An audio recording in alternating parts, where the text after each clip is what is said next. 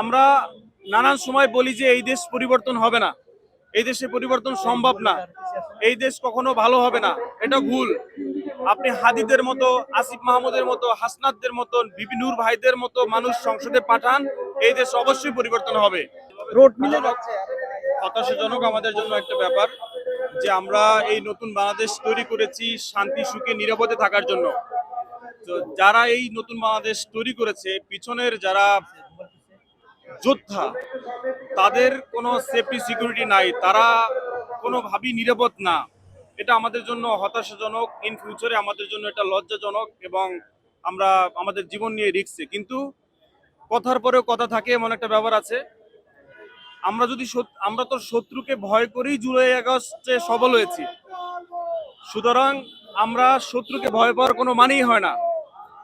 আমরা নানান সময় বলি যে এই দেশ পরিবর্তন হবে না, এই দেশে পরিবর্তন সম্ভব না, এই দেশ কখনো ভালো হবে না। এটা ভুল।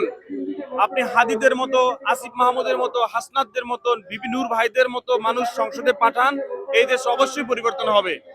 এবং হাদি ভাইয়ের উপর যেই গুলি চালানো হয়েছে, এটা জিন ভূতে এসে গুলি চালায় নাই, কোনো না কোনো মানুষ চালাইছে এবং সে বাংলাদেশি বসবাস করতেছে, বাংলাদেশে বসেই সে গুলি করছে।